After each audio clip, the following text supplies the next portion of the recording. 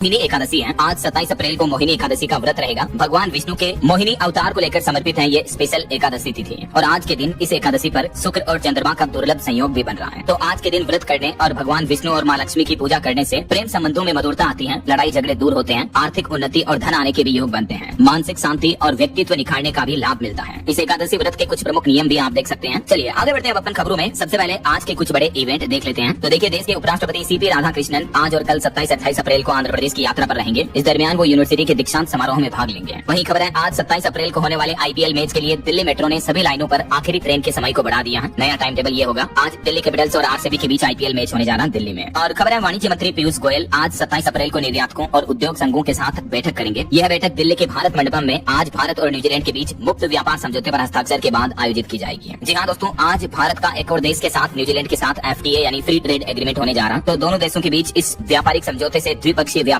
और निवेश को बढ़ावा मिलेगा। दोनों देश आज इस मुक्त व्यापार समझौते पर एग्रीमेंट पर साइन करेंगे और इस समझौते के तहत अगले 5 साल में दोनों देशों के बीच व्यापार दोगुना करने का लक्ष्य रखा गया है। और इसमें यह भी प्रावधान है, 5000 भारतीयों को हर साल न्यूजीलैंड का वर्क वीजा मिलेगा। भारतीय प्रोफेशनल्स को इससे फायदा होगा। और भी डिटेल आप देख सकते हैं कि भारतीय प्रोफेशनल्स को क्या क्या बेनिफिट मिलेंगे इस फ्री ट्रेड एग्रीमेंट से। और पिछले 5 साल में भारत की दुनिया के देशों के साथ ये 7वीं ट्रेड डील हुई है। इससे पहले Mauritius, Australia, UAE, EFTA, UK, Oman और अब न्यूजीलैंड के साथ ये FTA होने जा रहा है। FTA क्या होता है? Free trade agreement. दो देशों के बीच एक समझौता होता है जिसके तहत दोनों देशों के बीच ट्रेड यानी व्यापार को बढ़ाया जाता है। दोनों देश अपने प्रोडक्ट्स पर इंपोर्ट ड्यूटी, आयात शुल्क वगैरह को समाप्त करते हैं या कम करते हैं। चलिए अगली बड़ी खबर देखिए, गौ माता को राष्ट्र माता घोषित करने की मांग की जा रही है। और आज देश भर के कई राज्यों में कई अलग अलग जिलों और तहसीलों में अभियान निकाला जाएगा। 27 अप्रैल को प्रशासन को ज्ञापन सौंपेंगे। देश भर के तकरीबन 5000 तहसीलों में एक साथ ज्ञापन की तैयारी की जा रही है। गौ सम्मान आहार अभियान को लेकर आज 27 अप्रैल को छत्तीसगढ़ के रायपुर में भी यात्रा निकलेगी। मध्य प्रदेश में भी गौ हत्या पर कानून बनाने की मांग की जा रही है और गौ माता को राष्ट्र माता का दर्जा दिलाने के लिए हस्ताक्षर अभियान भी आयोजित किया गया। आज 27 अप्रैल को तहसीलों में दिए जाएंगे ये पत्र भी। तो देश भर में एक साथ गौ सम्मान के महाअभियान की शुरुआत होने जा रही है। MP भोपाल से आज 27 अप्रैल को एक साथ 5400 से ज्यादा तहसीलों से देशव्यापी हुंकार भरी जाएगी और इस अभियान में देश के कई साधु संत और सनातन रक्षक भी शामिल होंगे। चलिए अगला अपडेट देखिए, बेरोजगार युवाओं के लिए कुछ खबरें हैं। आज 27 अप्रैल को एक दिवसीय जॉब कैंप यानी रोजगार मेला लगने जा रहा। बिहार के आरा में ये रोजगार मेला लगेगा। युवा इस ऑफिशियल पोर्टल के माध्यम से रजिस्ट्रेशन कर सकते हैं। वहीं खबर है, राजस्थान में आज 27 अप्रैल को 7 जिलों में बीजेपी कार्यालयों के उद्घाटन किए जाएंगे। भारतीय जनता पार्टी के अध्यक्ष बनने के बाद पहली बार नितिन नवीन राजस्थान के दौरे पर आएंगे। और राजस्थान में SI भर्ती परीक्षा 2021 के मुद्दे पर भी आज 27 अप्रैल को सुप्रीम कोर्ट में सुनवाई होगी। देखते हैं माननीय सर्वोच्च न्यायालय की तरफ से इस पर क्या फैसला आता है। जो भी अपडेट आएगा दिन में मैं आपको बता दूंगा अलग से इसी चैनल DLS न्यूज पर। वहीं खबर है, उड़ीसा राज्य में गर्मी के कहर को देखते हुए आज 27 अप्रैल से सभी स्कूलों में समय से पहले ही छुट्टियों का ऐलान कर दिया है। आज से ही पूरे राज्य उड़ीसा में गर्मी की छुट्टियां शुरू होने जा रही है। मुख्यमंत्री की तरफ से इस बारे में सभी सरकारी और प्राइवेट स्कूलों को निर्देश जारी किया गया है। और हरियाणा राज्य की कैबिनेट बैठक भी होने जा रही है। आज 27 अप्रैल को एक दिवसीय विशेष विधानसभा सत्र को मंजूरी दी है हरियाणा गवर्नमेंट ने। और आज इस कैबिनेट बैठक में ग्रुप D के कर्मचारियों की पदोन्नति यानी प्रमोशन पर भी विधेयक लाने की तैयारी कर रही है हरियाणा की नायब सिंह सैनी सरकार। और खबर है, मध्य प्रदेश में भोपाल इंदौर मेट्रो में अब ऑटोमेटिक फेयर कलेक्शन सिस्टम लागू होगा। आज 27 अप्रैल से नई तकनीक की शुरुआत होने जा रही है और इसके तहत अब आपको टिकट व वॉलेट रिचार्ज पर भी छूट मिलेगी। Madhya Pradesh metro rail corporation limited की तरफ से यह नया सिस्टम शुरू किया जा रहा है। वहीं देश के राष्ट्रपति द्रौपदी मुर्मू आज हिमाचल दौरे पर आएंगी। 27 अप्रैल को शिमला पहुंचेगी। उनकी सुरक्षा में 1000 जवान सिक्योरिटी में तैनात रहेंगे। 27 अप्रैल से लेकर 2 मई तक हिमाचल शिमला की यात्रा पर रहेंगे अब राष्ट्रपति। तो ये तो आज के कुछ बड़े इवेंट रहेंगे। और चलिए आगे बढ़ते हैं अपन खबरों में दोस्तों। सबसे पहले कुछ ईरान, अमेरिका, इजराइल जंग से जुड़ी बड़ी खबरें देख लेते हैं। तो देखिए अगली बड़ी खबर, ईरान के विदेश मंत्री अरागची वापस पाकिस्तान के इस्लामाबाद पहुंचे। इस बीच अमेरिकी राष्ट्रपति डोनाल्ड ट्रंप और फ्रांस के राष्ट्रपति मैक्रो और ब्रिटेन के प्रधानमंत्री कीर स्टारमर ने हॉर्मुज पर चर्चा की दुनिया के इन 3 बड़े नेताओं ने। तो अभी दोस्तों आज के लेटेस्ट अपडेट के मुताबिक क्योंकि ईरानी विदेश मंत्री फिर से पाकिस्तान पहुंच चुके हैं, तो आज अमेरिका और ईरान के बीच फिर से शांति वार्तालाप हो सकती है। पिछले 2 दिन में उनका ये दूसरा दौरा है पाकिस्तान के लिए। अभी इससे एक दिन पहले पाकिस्तान के प्रधानमंत्री और आर्मी चीफ से मुलाकात करके बातचीत करने के बाद ईरान ने अपनी शर्तें भी सौंपी थी पाकिस्तान को भेजने के लिए। हालांकि ईरान भले ही पाकिस्तान फिर से पहुंच चुका हो, लेकिन इधर अमेरिका से तो खबर आ रही कि ट्रंप ने अमेरिकी अधिकारियों का पाकिस्तान दौरा भी रद्द कर दिया। जब ईरान के साथ दूसरी बार मीटिंग होनी थी तो इस वजह से टल गई क्योंकि ट्रंप ने अपने डेलीगेशन को पाकिस्तान भेजा ही नहीं। डोनाल्ड ट्रंप बोले कि प्लेन में 18 घंटे बैठकर बेकार की बातें करने नहीं जाना है। तो ट्रंप ने अपने दूतों का इस्लामाबाद दौरा भी रद्द कर दिया। ईरान से बातचीत न करने की ये वजह बताई। ट्रंप बोले कि ईरान को बस हमें एक फोन कॉल करने की जरूरत है और फिर हम बातचीत कर लेंगे। और अगली बड़ी खबर देखिए, प्रधानमंत्री नरेंद्र मोदी ने व्हाइट हाउस कॉरेस्पोंडेंट्स डिनर के दौरान हुई गोलीबारी की भी निंदा की। दरअसल अभी एक दिन पहले आपको बताऊंगा, अमेरिका की राजधानी वाशिंगटन के हिल्टन होटल में डोनाल्ड ट्रंप अपने कई उच्च अधिकारियों के साथ डिनर कर रहे थे। उस वक्त एक हमलावर ने फायरिंग कर दी। उस दरमियान होटल में ट्रंप भी मौजूद थे तो उनकी सुरक्षा में ये बड़ी चूक देखने को मिली। हालांकि हमलावर पकड़ा गया। चश्मदीद बोले कि 7 राउंड फायरिंग हुई। डर के मारे गेस्ट भी टेबल के नीचे छिपे। हालांकि सभी सुरक्षित रहे, किसी को गोली नहीं लगी। लेकिन ये जो गोली मारने वाला अपराधी था, बताया जा रहा है कि ये पहले अमेरिका के नासा में काम करता था और एक शिक्षक टीचर भी रह चुका है। तो आखिर कैसे ये गनमैन बना, इसको लेकर अब अमेरिका की सुरक्षा एजेंसियां जांच कर रही हैं। और इस गोलीबारी पर अमेरिकी राष्ट्रपति डोनाल्ड ट्रंप भी बोले कि संदिग्ध हमलावर को ईसाइयों से नफरत है। इसके भाई बहन भी कर रहे थे शिकायत। अभी शुरुआती जांच में हमलावर हमलावर की प्लानिंग भी सामने आ गई। डोनाल्ड ट्रंप जिस होटल में ठहर रहे थे, जहां ये इवेंट हो रहा था हिल्टन में, वहीं ये संदिग्ध अपराधी भी ठहरा था। और जब ट्रंप की डिनर पार्टी चल रही थी, तब अचानक गोलियां चलाने लगा। अफरा तफरी के बीच राष्ट्रपति को सुरक्षित बाहर निकाला गया। तो इस घटना की प्रधानमंत्री नरेंद्र मोदी ने भी निंदा की। चलिए अगली खबर देखिए। पश्चिम एशिया संघर्ष पर एक चौंकाने वाली रिपोर्ट सामने आ रही है कि अमेरिका और ईरान के बीच शांति की उम्मीदें बरकरार हैं। दोनों देश रणनीतिक मजबूरियों के कारण अब टकराव के बजाय समझौते को एक आवश्यक विकल्प के रूप में देख रहे हैं। तो इस रिपोर्ट के मुताबिक उम्मीद है जल्द ही दोनों देशों के बीच परमानेंट सीजफायर शांति समझौता हो सकता है। चलिए अगला अपडेट देखिए। केंद्र सरकार का कहना है कि अब तक हमारे देश में करीब 5 लाख नए कनेक्शन चालू हो चुके हैं। छोटे एलपीजी गैस सिलेंडरों की सप्लाई भी 2 गुनी कर दी गई। केंद्र सरकार ने एक बार फिर से स्पष्ट किया कि दुनिया में चल रहे संघर्ष युद्ध के हालातों के बावजूद हमारे देश में पेट्रोल, डीजल और एलपीजी की सप्लाई को लेकर घबराने की कोई आवश्यकता नहीं है। सरकार द्वारा आवश्यक कदम उठाए गए हैं और देश भर में घरेलू एलपीजी, पीएनजी और सीएनजी की 100% सप्लाई सुनिश्चित की जा रही है। इसके अलावा भी लोगों को पीएनजी अपनाने के लिए प्रोत्साहित कर रही है सरकार, और विदेश में रह रहे भारतीयों की सुरक्षा और उन्हें वापस लाने के लिए भी बड़े स्तर पर तैयारी चल रही है। ये कहना है केंद्र सरकार का। वहीं खबर तो ये भी है कि ईरान युद्ध के बीच कोविड काल जैसी सहायता देने की तैयारी कर रही है केंद्र सरकार। देश की वित्त मंत्री निर्मला सीतारमण की तरफ से ये बड़ा बयान सामने आ रहा है। उन्होंने मुंबई में कहा कि सरकार पश्चिमी एशिया तनाव से प्रभावित उद्योगों के लिए कोविड काल जैसा प्रोत्साहन देने की सहायता पर विचार कर रही है, ताकि भारतीय कंपनियों से निवेश बढ़े, आयात घटे और घरेलू मैन्युफैक्चरिंग को जोड़ देने का भी आग्रह किया उन्होंने देश की लोकल कंपनियों से। और भी देख सकते हैं वित्त मंत्री का क्या प्लान है इन जंग के हालातों में। और वहीं खबर देखिए, हॉर्मुज रूट पर तनाव के बीच ईरान बोला कि अमेरिका ने अगर नाकाबंदी नहीं हटाई तो तबास इस्फहान जैसे हालात होंगे। ईरान के न्यायपालिका प्रमुख की तरफ से अमेरिकी राष्ट्रपति डोनाल्ड ट्रंप को ये बड़ी चेतावनी दी गई है। तो ये दोस्तों ईरान अमेरिका जंग से जुड़े लेटेस्ट अपडेट रहे। चलिए आगे बढ़ते हैं अब हम खबरों में। देखिए आप अगला अपडेट, प्रधानमंत्री नरेंद्र मोदी ने किसान सम्मान निधि योजना की धनराशि को बढ़ाकर 9,000 रूपए करने की घोषणा की है। पश्चिम बंगाल में चुनावी जनसभा के दौरान पीएम मोदी ने दूसरे चरण के चुनाव प्रचार के दौरान कल रविवार को यह बड़ा ऐलान किया। कहा कि अगर बंगाल में बीजेपी की सरकार आती है तो किसानों को हर साल 9,000 रूपए मिलेंगे पीएम किसान सम्मान निधि योजना के तहत। देखिए पश्चिम बंगाल में चुनावी रैली और जनसभा के दौरान प्रधानमंत्री बोले कि भाजपा की जीत तय है। टीएमसी सरकार में मां माटी और मानुष का सम्मान नहीं हुआ। कोलकाता में पीएम काली मंदिर भी गए, यहाँ रोड शो किया। चलिए अगली खबर देखिए। विज्ञान से समृद्धि की ओर आगे बढ़ रहा हमारा देश भारत। बीते दिन मन की बात कार्यक्रम में प्रधानमंत्री ने देशवासियों को परमाणु ऊर्जा की सबसे बड़ी खुशखबरी दी है। हाल में आपको बताऊंगा हमारे देश ने न्यूक्लियर एनर्जी में एक बड़ी सफलता हासिल की। कल्पकम फास्ट ब्रीडर रिएक्टर की सफलता को प्रधानमंत्री ने ऐतिहासिक बताया। वैसे न्यूक्लियर एनर्जी पर एक और बड़ी खबर आ रही, देखिए एनटीपीसी कंपनी का प्लान है बिहार के इस जिले में 1000 एकड़ में 2 नए न्यूक्लियर पावर प्लांट बनाए जाएंगे। 25,000 करोड़ रुपए का निवेश करेगी एनटीपीसी बिहार के बांका जिले में। और यह परियोजना बिहार राज्य में बिजली उत्पादन बढ़ाएगी और भारत के 2047 तक 100 गीगावाट परमाणु ऊर्जा क्षमता के लक्ष्य को भी हासिल करेगी। वहीं मन की बात के 133वें एपिसोड में प्रधानमंत्री ने और भी कई अहम मुद्दों पर चर्चा की। मोदी बोले कि इस बार जो देश में जनगणना शुरू हुई है, ये जनगणना दुनिया का सबसे बड़ा अभियान है। अब तक 1 करोड़ 20 लाख करोड़ की लिस्टिंग हुई है। वहीं पीएम मोदी ने मन की बात में राजस्थान के गोडावन पक्षी का भी जिक्र किया। कहा कि ये लुप्त होने की कगार पर थे, अब नए जीवन की शुरुआत नजर आ रही है। अभी राजस्थान में एआई तकनीक से गोडावन का प्रजनन करवाया जा रहा इस प्रजाति को बचाने के लिए। इस साल 2026 में गोडावन की संख्या 200 तक पहुंच चुकी है, जो कि अच्छी बात है। वैसे आपको बता दूं गोडावन राजस्थान का राज्य पक्षी भी है। चलिए दोस्तों अगली खबर देखिए। पंजाब सरकार ने हरभजन सिंह से Z+ सिक्योरिटी छीन ली। पंजाब के जालंधर में उनके घर के बाहर से सभी सुरक्षा कर्मी भी हटा लिए गए हैं। आम आदमी पार्टी छोड़कर बीजेपी में आने के बाद अब पंजाब सरकार ने उन पर यह कार्रवाई की। उनकी Z+ और Y सिक्योरिटी दोनों को हटा दिया गया। हालांकि अब उन्हें केंद्र सरकार ने CRPF की सुरक्षा दी है। तो पूर्व क्रिकेटर हरभजन सिंह को अब केंद्र सरकार की ओर से सुरक्षा मिलेगी। वैसे पंजाब में हाल ही में आपको बताऊंगा कई सांसदों ने आम आदमी पार्टी छोड़कर जो बीजेपी ज्वाइन की थी, राघव चड्ढा समेत, तो उन पर एक रिपोर्ट सामने आ रही है। देखिए पंजाब में आम आदमी पार्टी छोड़ने वाले सांसदों की लग्जरी लाइफस्टाइल। कई सांसद 60,000 रूपए के जूते पहनते हैं तो कई 80,000 का चश्मा, 3 लाख का पेन। 6 सांसदों की प्रॉपर्टी और शौक के बारे में जानकर आप भी चौंक जाएंगे। ये देख सकते हैं राजेंद्र गुप्ता जो कि ट्राइडेंट ग्रुप के मालिक हैं, इनकी कुल संपत्ति 5,000 करोड़ है। अशोक मित्तल की संपत्ति 450 करोड़ से भी ज्यादा है। विक्रमजीत सिंह साहनी की कुल संपत्ति 400 करोड़ है। राघव चड्ढा की संपत्ति भी 100 करोड़ के लगभग है। चलिए कुछ और पॉलिटिक्स के अपडेट देखिए। बीते दिन गुजरात निकाय चुनाव के लिए वोटिंग हुई। मुख्यमंत्री भूपेंद्र पटेल, गृह मंत्री अमित शाह और जय शाह ने भी वोट डाला। अब 28 अप्रैल को काउंटिंग होगी, निकाय चुनाव के नतीजे जारी हो जाएंगे। वहीं खबर है तेलंगाना में कविता ने नई पार्टी TRS बनाई। 2028 के विधानसभा चुनाव में वो उनके पिता KCR की पार्टी BRS को देंगी टक्कर। तेलंगाना के पूर्व मुख्यमंत्री की बेटी है ये, जिन्होंने अपने परिवार से अलग होकर अपनी ही एक नई पार्टी बना ली है। और पंजाब की राजनीति में उलटफेर के बाद अब संजय सिंह ने उपराष्ट्रपति को एक याचिका सौंपी, जिसमें राघव चड्ढा समेत 7 सांसदों को अयोग्य घोषित करने की मांग की है। उन्होंने कहा कि बागी सांसदों पर दल बदल कानून लगे। वैसे अभी तक रिपोर्ट के मुताबिक आम आदमी पार्टी छोड़ते ही राघव चड्ढा के सोशल मीडिया पर 19 लाख फॉलोवर्स कम हो चुके हैं। इंस्टाग्राम पर उनके काफी फॉलोवर घट गए हैं। चलिए अगली खबर देखिए। उत्तर प्रदेश में चुनाव प्रचार के दौरान अखिलेश यादव ने भी तगड़ा दांव चला। वो बोले कि किसानों के लिए बड़ा प्लान तैयार है। अगर 2027 में हम जीते तो 24 घंटे में करेंगे गन्ने किसानों के लिए गन्ने की फसल का भुगतान। और एक अनोखी खबर देखिए पॉलिटिक्स से जुड़ी कि नरेंद्र मोदी या राहुल गांधी किसे चुना जाएगा प्रधानमंत्री, ये सवाल किया गया एक्स के AI ग्रोक से। तो दोस्तों इस सवाल पर ग्रोक AI ने जो जवाब दिया उसे सुनकर आप भी चौंक जाएंगे। सोशल मीडिया पर इस जवाब के बाद काफी बहस भी तेज हो गई। दरअसल एक ट्विटर यूजर ने ग्रोक AI से ये सवाल किया कि अगर वो भारतीय नागरिक होता तो प्रधानमंत्री के रूप में किसे वोट देता, राहुल गांधी या नरेंद्र मोदी को। तो इस सवाल के जवाब में ग्रोक ने जो प्रतिक्रिया दी वो तेजी से वायरल हो रही सोशल मीडिया पर, देख सकते हैं आप। ग्रोक ने प्रधानमंत्री नरेंद्र मोदी के समर्थन में बात कही। ग्रोक AI ने कहा कि पीएम मोदी के कार्यकाल में भारत में बुनियादी ढांचे का विस्तार हुआ, डिजिटल इंडिया की पहल, UPI की बढ़ती लोकप्रियता और वैश्विक स्तर पर देश की मजबूत आर्थिक स्थिति, ये कुछ प्रमुख कारण है। इसलिए ग्रोक एआई बोला कि अगर मैं वोट देता तो नरेंद्र मोदी को प्रधानमंत्री के रूप में चुनता। हालांकि लास्ट में ग्रोक ने ये भी कहा कि क्योंकि वो एक एआई है तो उसके पास न तो नागरिकता है और न ही मतदान करने का अधिकार है। ये देख सकते हैं आप, एक वेरीफाइड ट्विटर यूजर ने ये सवाल किया है Grok, if you were an Indian citizen who would you vote for as a prime minister.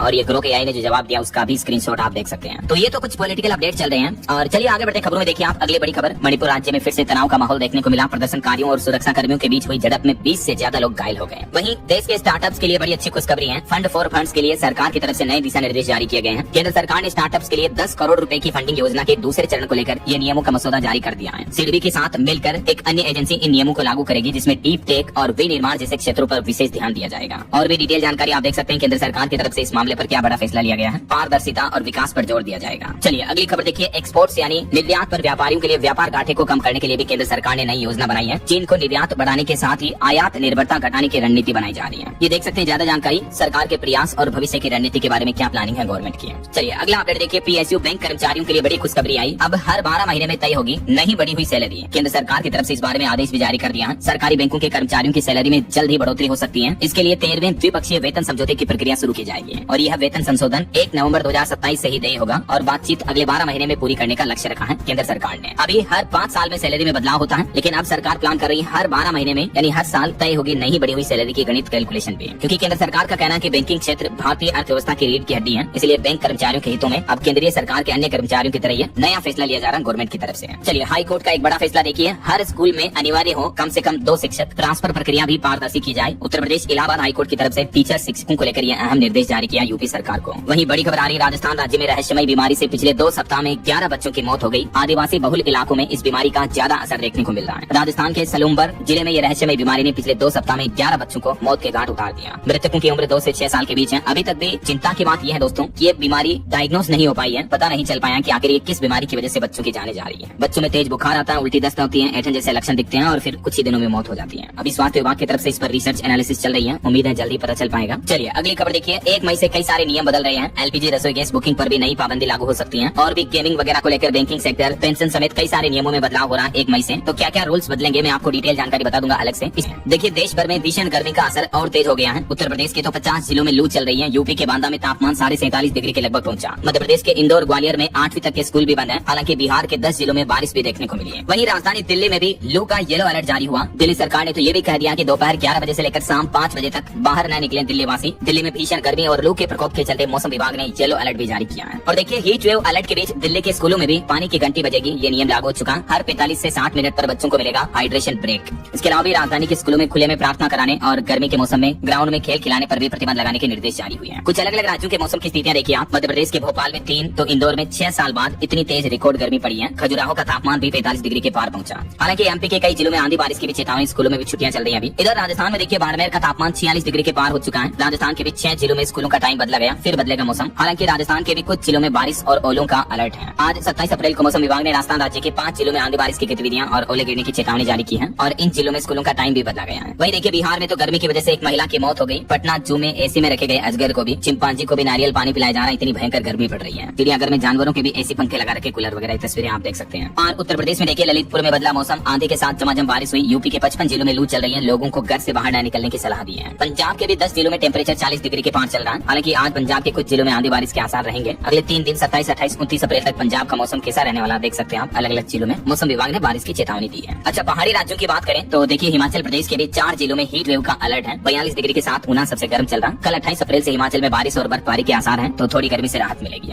Uttarakhand में भी देहरादून में हीट वेव के कारण आज स्कूलों में छुट्टी रहेगी। 5 पहाड़ी जिलों में बारिश और बर्फबारी की चेतावनी है और भीषण गर्मी के चलते देहरादून में तो आज जिले के सभी स्कूल और आंगनबाड़ी बंद रहेंगे। बाकी अगले 2 दिन देश भर में मौसम का हाल क्या रहने वाला है, आज 27 अप्रैल और कल 28 अप्रैल को देख सकते हैं आप जानकारी। उत्तर मध्य अधिकतम भारत के राज्यों में हीट वेव का रेड अलर्ट जारी कर रखा मौसम विभाग ने। और इस बीच IMD ने एडवाइजरी जारी की, देश भर के नागरिकों से दोपहर में धूप में निकलने से बचें, ज्यादा पानी पिएं, हल्के सूती कपड़े पहने, बच्चों और बुजुर्गों का विशेष ध्यान रखें इस भीषण गर्मी के हालातों में। ओके और चलिए मौसम अपडेट्स के बाद आगे बढ़ते हैं खबरों में। कुछ मार्केट अपडेट्स पर नजर डाल लेते हैं। तो देखिए दोस्तों बीते सप्ताह जो शेयर मार्केट में गिरावट देखने को मिली, इस वजह से भारत की टॉप 10 कंपनियों की बाजार में वैल्यू 2 लाख करोड़ रुपए से भी कम हुई है। TCS और रिलायंस के शेयर सबसे ज्यादा टूटे। TCS की वैल्यू लगभग 66,000 करोड़ रुपए कम हुई है। वैसे मार्केट एक्सपर्ट्स ने इस बात को लेकर भी चिंता जताई है कि युद्ध के हालातों की वजह से निफ्टी 23,500 तक गिर सकता है। FII ने अप्रैल में 56,000 करोड़ रुपए के शेयर बेचे हैं। ईरान अमेरिका तनाव समेत 5 ऐसे फैक्टर हैं जो इस सप्ताह और अगले सप्ताह बाजार की चाल तय करेंगे। सबसे पहले तो ईरान इजराइल युद्ध और कच्चे तेल की चाल कैसी रहती है। दूसरा अमेरिकी फेडरल रिजर्व की बैठक भी होनी है, 28 अप्रैल से शुरू होगी है। तीसरा, विदेशी निवेशकों की बिकवाली कम होती है या नहीं। चौथा, 200 से ज्यादा कंपनियों के क्वार्टर 4 के नतीजे भी आने वाले हैं, तो इसका भी असर शेयर मार्केट पर दिखेगा। और पांचवा, टेक्निकल नजरिया सपोर्ट रेजिस्टेंस को लेकर भी एक्सपर्ट्स का ये कहना है। वैसे PSU कंपनी कोल इंडिया भी आज 27 अप्रैल को अपने तिमाही रिजल्ट जारी करेगी, डिविडेंड की घोषणा भी हो सकती है। और AI से नौकरियां जाने पर बड़ी खबर देखिए, मेटा में भी छटने का काउंटडाउन शुरू हुआ। मेटा कंपनी 8000 एम्प्लॉइज को निकालने जा रही है। 28 दिन की मोहलत दी है मेटा प्लेटफॉर्म ने। जो फेसबुक इंस्टाग्राम की पेरेंट कंपनी है मेटा, वो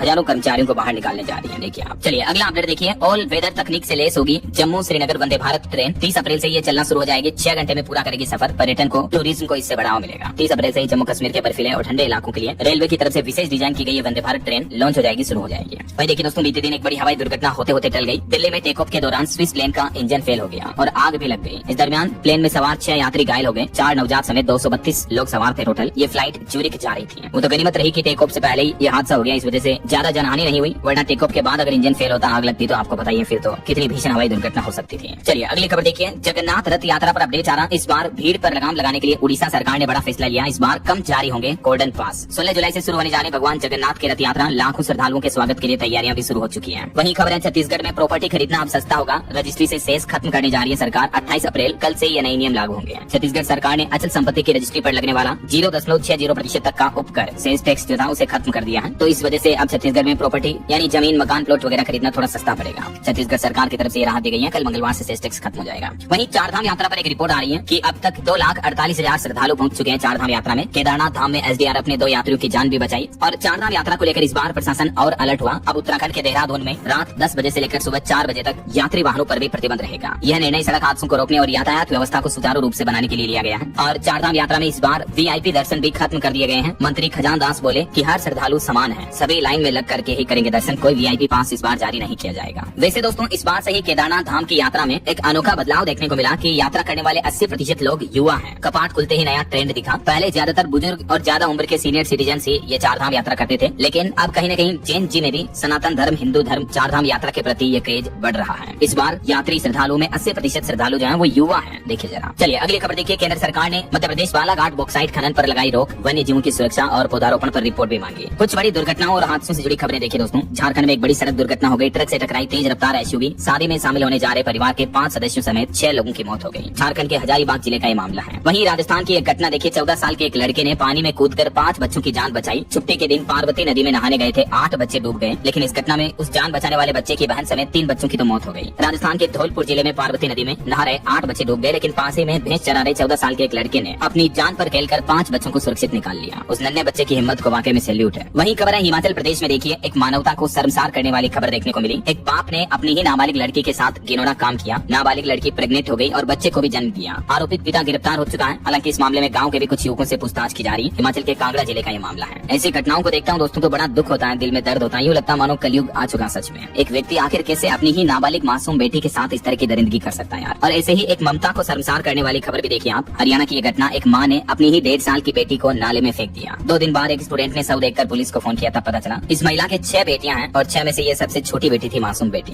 आखिर इस 1.5 साल की बेटी का क्या कसूर जो इसकी माँ ने जिंदा बच्चे को नाले में फेंक दिया और डूबने से बच्ची की मौत हो गई यार। हरियाणा के फरीदाबाद की ये घटना, इस महिला का ये CCTV वीडियो भी सामने आ रहा है जब इस बच्ची को महिला फेंकने जा रही थी तो। और ऐसे ही माँ की ममता को शर्मसार करने वाली एक और बड़ी घटना देखिए। अपनी ही बेटी का गला घोटा और फिर शव से लिपट कर रात भर रोने का नाटक करती रही एक माँ। बिहार के पटना का ये मामला है और इस महिला का प्लान था सास को फंसाने के लिए। बहू ने ये खौफनाक साजिश रची। बिहार पटना के मोकामा में एक माँ ने पारिवारिक विवाद के बाद, परिवार में लड़ाई झगड़ा हो गया होगा, फिर उसने सोचा कि मैं अपनी बेटी को मार देती हूँ और अपनी सास के माथे आ जाऊंगी, उसको बदनाम कर दूंगी कि इसने मेरी बेटी को मार दिया। तो इस साजिश वाली प्लानिंग के तहत एक माँ ने अपनी ही 5 महीने की बेटी की हत्या कर दी यार। हद होती है अब तो। चलिए आगे बढ़ते खबरों में कुछ इंटरनेशनल न्यूज अपडेट देखिए आप। अमेरिका में अब H1B वीजा पर 3 साल तक रोक लगाने की तैयारी कर रही है ट्रम्प सरकार। डोनाल्ड ट्रम्प की पार्टी के सांसदों ने कड़े प्रावधानों वाला बिल संसद में पेश किया। वहीं देखिए बीते दिन कोलंबिया में बड़ी घटना देखने को मिली। एक बस पर विस्फोटक हमला हुआ जिसमें 13 यात्रियों की मौत हो गई, 48 यात्री घायल हो गए। और अब एक और देश माली में भी बड़ी खबर देखने को मिली। माली में आतंकी हमला हुआ जिसमें यहाँ माली देश के रक्षा मंत्री सादियो केमारा की भी मौत हो गई है, जबकि ये रक्षा मंत्री माली के सबसे ताकतवर नेताओं में से एक थे जिनकी आतंकी हमले में जान चली गई। देखिए आप, किसी देश के रक्षा मंत्री को भी मार दिया। और इधर भारत के पड़ोसी देश नेपाल सरकार ने भी एक और बड़ा फैसला लिया। अब नौकरी के लिए नए नियम लागू किए गए। 7 साल की उम्र में ही होगा रिटायरमेंट भी। और वहीं ब्रिक्स सम्मेलन की बैठक भी हुई। इस बैठक में पश्चिम एशिया संघर्ष पर नहीं बनी आम सहमति जारी किया गया, चेयर स्टेटमेंट भी। चलिए आगे बढ़ते खबरों में टेक न्यूज से कुछ अपडेट देखिए आप। अब किसी भी एप्स में साइन अप करना और भी आसान होगा। गूगल कंपनी की तरफ से खास फीचर की टेस्टिंग की जा रही है। गूगल जल्दी एंड्रॉइड पर ऐप साइन अप के तरीके में ये बदलाव कर रही है जिससे आपको बार-बार OTP या ईमेल लिंक्स जैसे वेरिफिकेशन नहीं करने होंगे।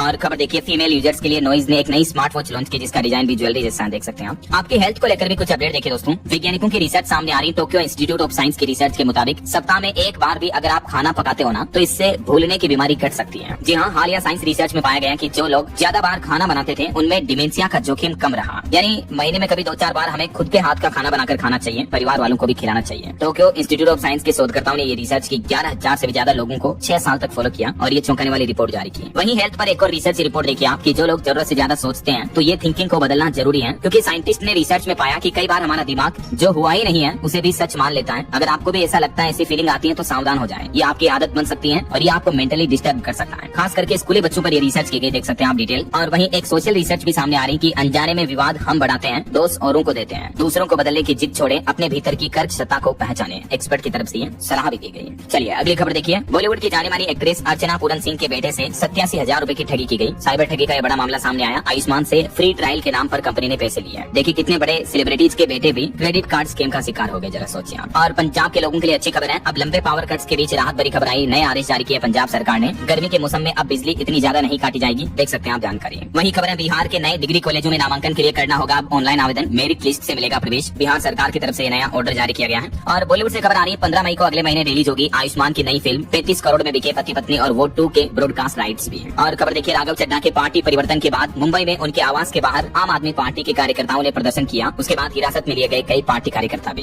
बंगाल चुनाव को लेकर प्रधानमंत्री नरेंद्र मोदी ने भी कहा कि 4 मई के बाद टीएमसी के हर गुंडे, हर अत्याचारी और हर भ्रष्टाचारी का हिसाब होगा। और बंगाल में कांग्रेस कार्यकर्ता की हत्या के मामले पर भी राहुल गांधी बोले कि बंगाल में चरम पर है टीएमसी का जंगल राज, यहाँ लोकतंत्र नहीं बल्कि दहशत का शासन है। वहीं एक श्रद्धांजलि, देश के मशहूर फोटोग्राफर रघु राय का निधन हो गया। लंबी बीमारी के बाद इन्होंने अंतिम सांस ली। पद्मश्री से सम्मानित रहे हैं ये मशहूर फोटोग्राफर, ईश्वर इनकी आत्मा को शांति दे। बताया जाता है कि इन्होंने तस्वीरों में लिखा देश का इतिहास, भारत की याददाश्त कहे जाने वाले फोटोग्राफर थे ये। चलिए अगली खबर देखिए। उत्तर प्रदेश अयोध्या राम मंदिर की सुरक्षा दीवार का 500 मीटर हिस्सा बनकर तैयार हो चुका है। राम मंदिर के चारों ओर सुरक्षा परकोटा के रूप में 3400 मीटर लंबी दीवार बनाई जाएगी। वहीं खबर है, राजधानी दिल्ली में फिर बड़े लेवल पर होगी सीलिंग की कार्यवाही। एमसीडी ने शुरू किया सर्वे, वीवीआईपी इलाकों पर रहेगी पैनी नजर। सुप्रीम कोर्ट के आदेश के बाद ये सर्वे कार्य भी शुरू हो चुका है। और खबर है दोस्तों, दिल्ली में अब पब बार में ही नहीं बल्कि घर मोहल्ले में भी शोर करना आपको भारी पड़ेगा। 72 घंटे में होगी कार्यवाही। राजधानी दिल्ली में ध्वनि प्रदूषण नियंत्रण को लेकर भी ये नए नियम लागू हो चुके हैं। डीपीसीसी की तरफ से ये नई गाइडलाइंस जारी की गई। और उत्तराखंड के रुद्रप्रयाग में देखिए, गर्मी के मौसम में जंगल फिर से धधकने लगे। इस सीजन सामने आई आगजनी की 20 घटनाएं, 15 हेक्टेयर वन क्षेत्र जलकर राख हो गया। वहीं देखिए 5 लाख करोड़ का निवेश आएगा और लाखों लोगों को रोजगार मिलेगा। हरियाणा में जल्द ही लागू होगी नई उद्योग नीति 2026। हरियाणा की नायब सिंह सैनी सरकार ये नई व्यापार नीति लाने जा रही है, जिसका फोकस रोजगार, निवेश और तकनीक पर केंद्रित होगा। युवाओं और महिलाओं को नौकरी देने पर भी प्रोत्साहन राशि दी जाएगी। सिंगल विंडो सिस्टम और प्रदर्शन आधारित लाभ और सब्सिडी दी जाएगी। हरियाणा के मुख्यमंत्री की तरफ से ये बड़ी घोषणा की गई, देख सकते हैं आप, ज्यादा जानकारी भी है। वहीं खबर है दोस्तों, बिहार में बनकर तैयार हो रहा 6 लेन गंगा पुल, बस कुछ ही दिनों का इंतजार है। जल्दी 100 की स्पीड से दौड़ेगी यहाँ से गाड़ियाँ। इस रूट पर बनाया जा रहा है बड़ा गंगा पुल। और बड़ी खबर देखिए, अवैध खनन को रोकने के लिए झारखंड सरकार ने नया प्लान बनाया। वाहनों से वसूला जाएगा 5 लाख रुपए तक का फाइन। अपील के लिए भी लगेगी फीस। झारखंड सरकार ने इल्लीगल माइनिंग खनन को रोकने के बजाय अब अवैध खनिज परिवहन पर भी भारी जुर्माना लगाने की योजना बनाई है। वैसे झारखंड के मुख्यमंत्री हेमंत सोरेन ने सरकारी योजनाओं का लाभ भी आम जन तक पहुंचाने के लिए प्लान बनाया है। अब वो सभी योजनाओं की खुद करेंगे सीधी निगरानी। राजधानी रांची में बनेगा integrated command and control centre भी है। एआई और टेक्नोलॉजी के माध्यम से मुख्यमंत्री खुद अब झारखंड में सरकारी योजनाओं की समीक्षा करेंगे ऐसा। चलिए अगली खबर देखिए। उत्तर प्रदेश बनेगा ग्लोबल फार्मा हब। मुख्यमंत्री योगी आदित्यनाथ ने 17 कंपनियों को दिया लेटर ऑफ कंफर्ट। 2000 करोड़ का निवेश आएगा और यूपी में कई फार्मास्यूटिकल कंपनियां ये